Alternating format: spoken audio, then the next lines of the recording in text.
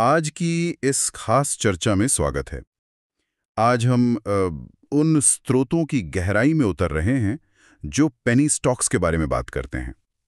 ये एक ऐसा टॉपिक है जो अक्सर निवेशकों को लुभाता तो बहुत है, लेकिन जैसा हमारे स्रोत बताते हैं, इसमें जोखिम भी कुछ कम नहीं है।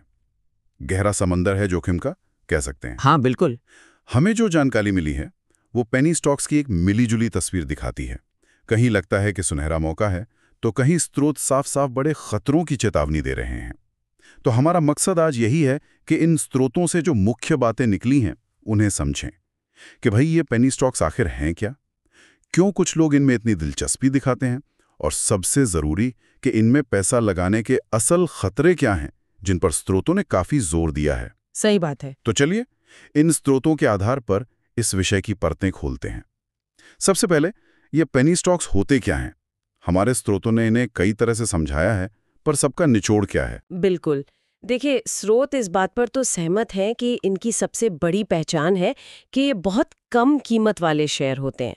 जैसे अमेरिका में कहते हैं कि भी $5 से कम वाले शेयर, और भारत में जैसा कई लेख बताते हैं ये सीमा अक्सर ₹10 या कभी-कभी ₹20 प्रति शेयर से भी कम होती है। अच्छा, काफी कम कीमत। हाँ, पर कीमत से भी ज्यादा जरूरी बात जो स्रोत बताते हैं वो ये है कि ये ज्यादातर बहुत छोटी कंपनियों के शेयर होते हैं जिनका मार्केट कैपिटलाइजेशन, मतलब कंपनी का कुल बाजार मूल्य, काफी कम होता है।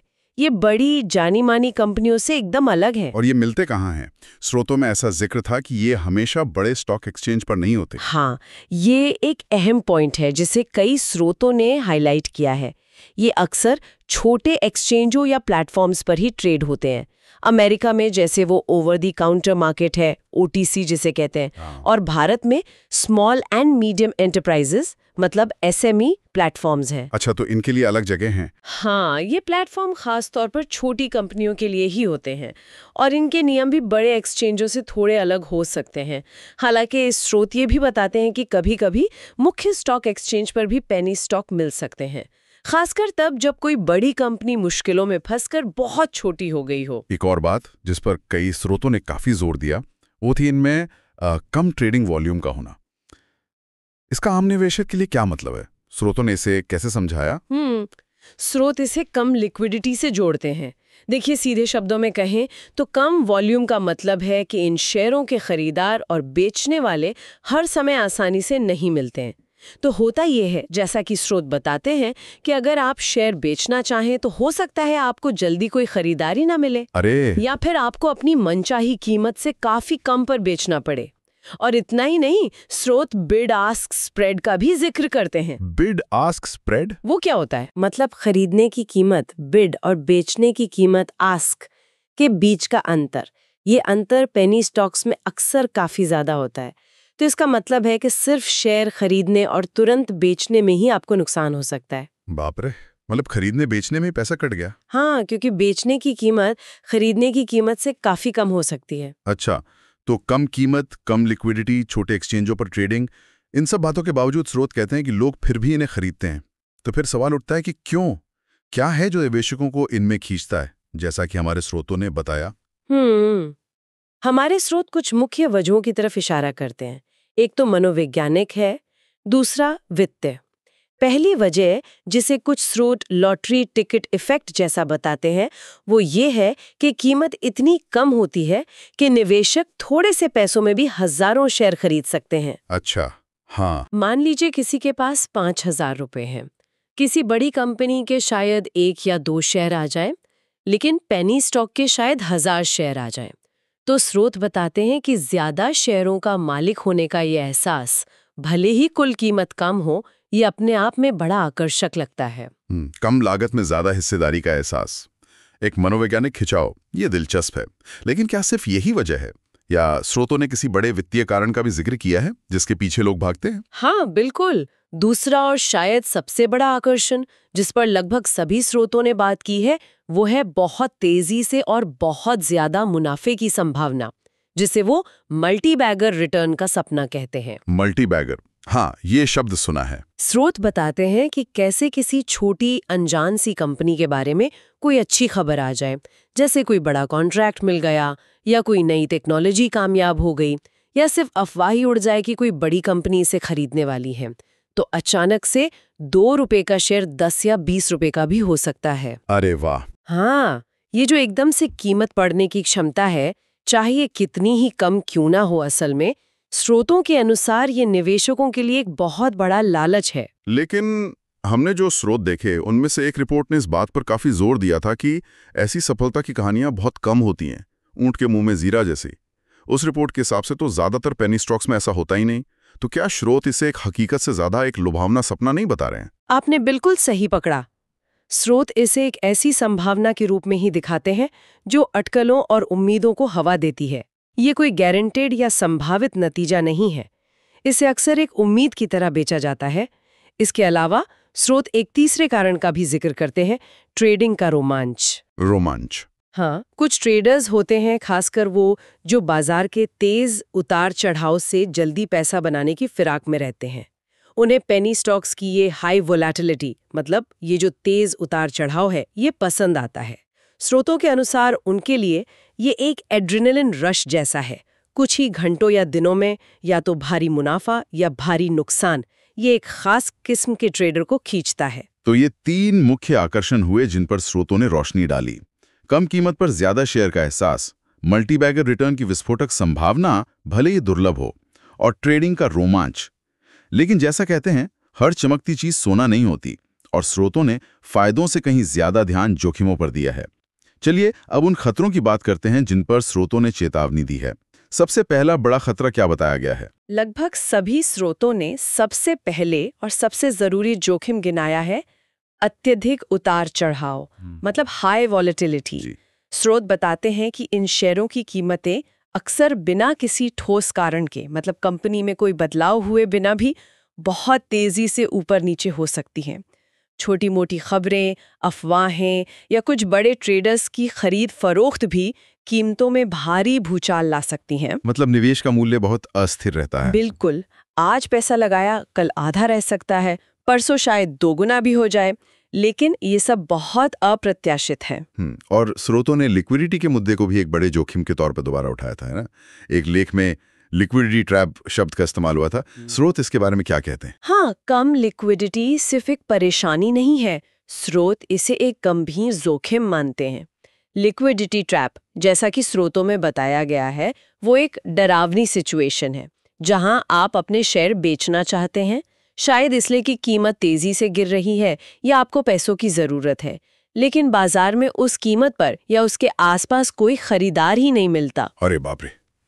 तो फिर?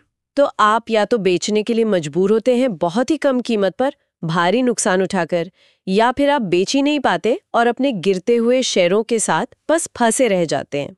स्रोत बताते हैं कि यह पेनी स्टॉक्स में एक असली खतरा है। ये तो सच में बुरा सपना लगता है। फंस गए मतलब फंस गए। स्रोत ने अगला बड़ा जोखिम क्या बताया? भरोसेमंद जानकारी की भारी कमी। स्रोत इस बात पर बहुत जोर देते हैं कि ये छोटी कंपनियां अक्सर अपनी वित्तीय स्थिति, भविष्य की योजनाओं, मैनेजमेंट कैसा है, इन सब के बारे में उतनी डिटेल्ड, रेगुलर और भरोसेमंद जानकारी पब्लिक नहीं करती जितनी बड़ी जानी मानी कंपनियां करती हैं। अच्छा। कुछ स्रोतों ने यह भी इशारा किया है कि शायद इनके लिए रेगुलेटरी नियम या रिपोर्टिंग के स्टैंडर्ड्स भी थोड़े कम सख्त हो सकते हैं। इस जानकारी की कमी के कारण, जैसा कि स्रोत कहते हैं, निवेशकों के लिए कंपनी का सही मूल्यांकन करना या उसके भविष्य का अंदाजा लगाना लगभग नामुमकिन हो जाता है। वो अक्सर अंधेरे में तीर चला रहे होते हैं। एक स्रोत ने इसकी तुलना की थी कानाफूसी और परछाइयों के आधार पर निवेश करने से, और जानकारी की ये कमी सीधे तौर पर अगले बड़े खतरे से जुड़ती है जिसके बारे में स्रोतों ने सबसे ज्यादा चेतावनी दी है, धोखाधड़ी। हमें पंप एंड डंप स्कीमों के बारे में बताएं, जैसा कि स्रोतों में विस्तार से समझाया गया है। हाँ, स्रोत इसे पेनी स्टॉक मार्केट में होने वाली एक बहुत आम धोखाधड़ी बताते हैं।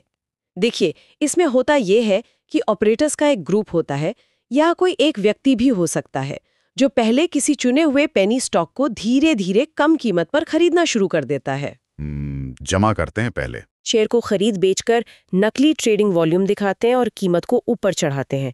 इस पूरी प्रक्रिया को स्रोत पंप कहते हैं। अच्छा, तो पहले वे नकली हवा बनाते हैं और कीमत ऊपर ले जाते हैं, फिर क्या होता है? जब कीमत काफी बढ़ जाती है और आम निवेशक जिन्हें अंदर की बात पता नहीं होती, वो कहीं मौका छूट ना जाए के डर से, जिससे स्रोत फोमो यानी फियर ऑफ मिसिंग आउट कहते हैं, वो आकर्षित होकर ऊंची कीमतों पर खरीदना शुरू कर देते हैं। हाँ, लोगों को लगता है कि ये तो बढ़ता ही जा रहा है, ले लो। कम से बेच पर भारी मुनाफा कमाकर निकल जाते हैं। इस बिकवाली के भारी दबाव से क्या होता है? शेयर की कीमत अचानक धड़ाम से गिर जाती है। इस हिस्से को स्रोत डंप कहते हैं। और नतीजा बाद में ऊंची कीमत पर खरीदने वाले आम निवेशक बुरी तरह फंस जाते हैं। उनके खरीदे शेयरों का मूल्य अब कौड़ियों के बराबर रह गया होता है। स्रोत इस बात पर जोर देते हैं कि ये कितना नुकसानदायक हो सकता है। कई निवेशक अपनी पूरी जमा पूंजी गंवा देते हैं इसमें। एक लेख में ये भी लिखा था कि ऐसी स्कीमों को पकड़ना और दोषियों को सजा दिलाना रेगुलेटर्स के लिए भी बहुत मुश्किल काम है। ये तो बहुत ही डरावना है। मतलब मुनाफे की उम्मीद में लोग सब कुछ खो सकते हैं। स्रोतों ने इस जोखिम और इनाम के खेल को समझाने के लिए अक्सर उदाहरणों का इस्तेमाल किया। चलिए एक वैसा ही काल्पनिक उदाहरण लेते हैं जैसा स्रोतों में मिलता है। जरूर, स्रोतों के पैटर्न पर एक उदाहरण बनाते हैं। मान लीजिए कि इन्वेस्टर है, उसे 5 रुपए प्रति शेयर वाला एक पेनी स्टॉक दिखता है। उसे लगता है कि भाई ये सस्ता है, शायद बढ़ेगा। वो 5,000 रुपए लगाता है और 1,000 शेयर खरीद लेता है। ठीक है, 5,000 का निवेश, 1,000 शेयर। अब स्रोतों के अनुसार दो मुख्य स्थितियां हो सकती हैं। पहली, सबसे अच्छी स्थिति, जो जैसा स्रोत कहते हैं बहुत कम होती हैं। मान लीजिए किस्मत अच्छी निकली, वो छोटी कंपनी वाकई कुछ अच्छा कर गई। शायद उसे कोई बड़ा ऑर्डर मिल गया जिसकी उम्मीद नहीं थी, या उसका कोई प्रोडक्ट चल गया। शेयर की कीमत बढ़कर 15 रुपए हो गई। अरे वाह, 3 गुना। हाँ, इस स्थिति में 5,000 रुपए का निवेश अब 15,000 रुपए बन गया, यानी 200% का शानदार रिटर्न।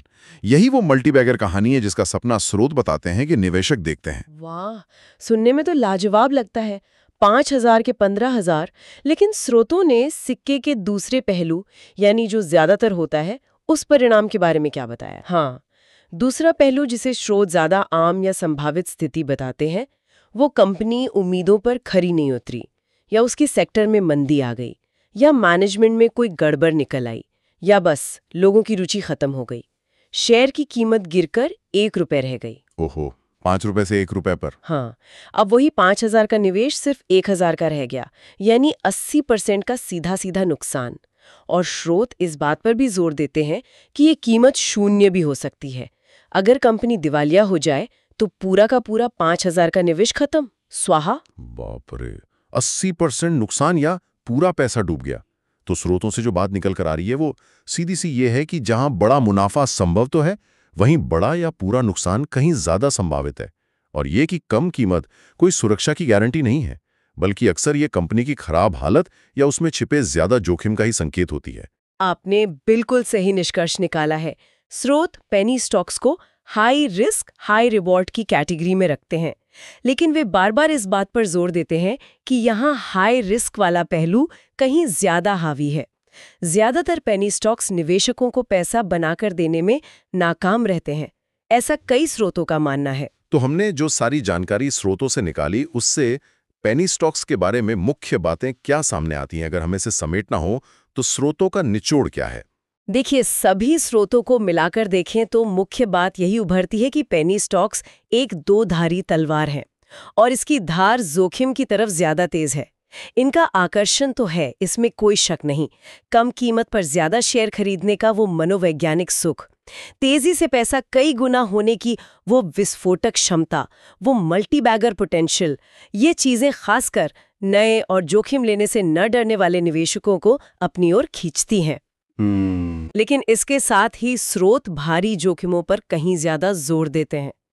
कीमतों में बहुत ज्यादा और बिना किसी अंदाजे के उतार चढ़ाव, यानी हाई वॉलेटिलिटी।